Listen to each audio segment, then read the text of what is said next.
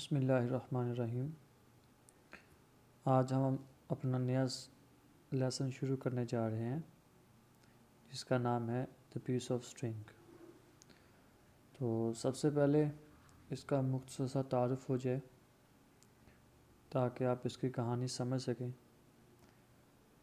تو اس کہانی میں ہمیں یہ سبق ملتا ہے کہ بلا تحقیق کسی پر جھوٹی تہمت نہیں لگانی چاہیے، کیونکہ کبھی کبھار ایسا ہوتا ہے کہ اس کے نتیجے میں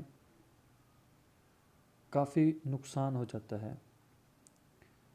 اور اس کے ساتھ یہ کہ کچھ حساس اور سچے لوگ بھی اس دنیا میں موجود ہوتے ہیں جو کہ ان مذاق کو دل پر لگا لیتے ہیں اور جو کہ ان کے لیے بہت پریشانی کا سبب بنتے ہیں۔ ہنسی مذاق ان کا دل توڑ کر انہیں موت کے منہ میں بھی دھکیل سکتی ہے۔ تو کہانی یہ ہے کہ خرید و فروخت کا ایک میلہ لگا ہوا ہوتا ہے۔ شام کو تمام بیپاری جو ہے وہ کھانے کے لیے ایک بڑے ہال میں جمع ہوتے ہیں۔ وہ کھانا کھا رہے ہوتے ہیں کہ ایک منادی جو اعلان کرنے والا ہوتا ہے اعلان کرتا ہے کہ ایک سیاہ رنگ کا بٹوا جس میں 500 شیلنگ اور کچھ کاروباری کاغذات ہیں آج صبح 9 اور 10 بجے کے درمیان میں سڑک پر گم ہو گیا ہے۔ تو وہ وہیں پہ آ کے یہ اس بات کا اعلان کرتا ہے، پھر کہتا ہے کہ جس کسی کو بھی ملا ہو وہ جو بٹوا ہے وہ میئر کے دفتر یا اس عوامی ہال کے نگران مسٹر جیمز کو لوٹا دے اور اس کے بدلے میں 20 شیلنگ کا انعام حاصل کرے۔ ابھی وہ اعلان کر کے جاتا ہی ہے کہ وہاں پہ پولیس افسر آ جاتا ہے، اور آتے ہی وہ پوچھتا ہے کہ مسٹر ہیوبرٹ کون ہے۔ مسٹر ہیوبرٹ ایک بوڑھا کھڑا حساس اور ایک کسان آدمی تھا۔ وہ اپنے بارے میں ایک پولیس افسر کے منہ سے سن کر بڑا پریشان سا ہو جاتا ہے اور حیران ہو جاتا ہے۔ تو وہ ٹیبل کے ایک طرف بیٹھا ہوتا ہے، پھر وہاں سے اشارہ کرتا ہے کہ جی ہاں میں ہوں۔ تو پولیس افسر اس سے کہتا ہے کہ میرے ساتھ میئر کے آفس چلیں۔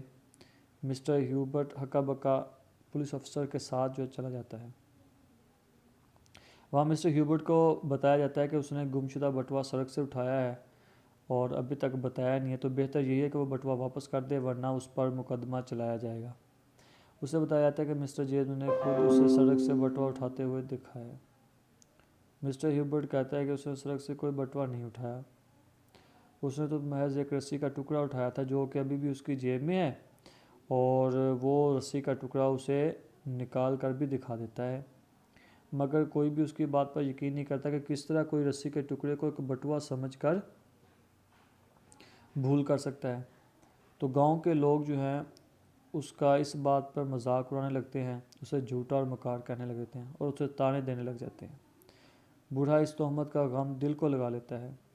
دراصل وہ بٹوا بوڑھے نے اٹھایا ہی نہیں ہوتا، تو لہٰذا وہ حساس ہونے کی وجہ سے اس بات کو دل پر لگا لیتا ہے کیونکہ بوڑھے نے واقعی رسی کا ٹکڑا ہی اٹھایا ہوتا ہے۔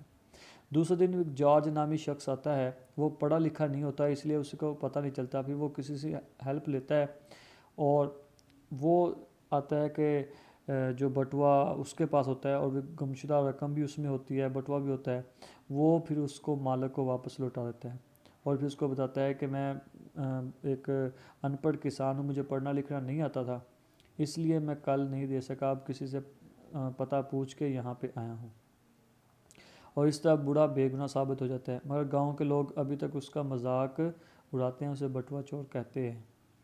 یہ بات اس کے دل پر جو گھر کر لیتی ہے اور بوڑھا جو ہے بستر پکڑ کے بیٹھ جاتا ہے۔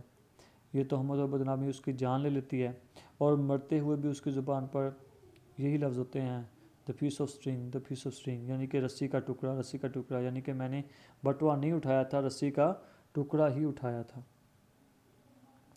اور وہ اسی حالت میں مر جاتا ہے۔ پھر اس کے بعد بہت بڑا تباہ کن سیلاب اللہ کا عذاب بن کر اس بستی پر آتا ہے اور سب کا سب گاؤں جو ہے وہ بہہ جاتا ہے سوائے مسٹر ہیوبرٹ کی قبر کے، اور پھر اس کی قبر پر کوئی لکھ دیتا ہے کہ یہاں ایک سچا اور کھڑا انسان آرام کر رہا ہے جو کہ اپنی زندگی میں تو بے گناہی ثابت نہ کر سکا، مگر سیلاب نے اس کی بے گناہی ثابت کر دی۔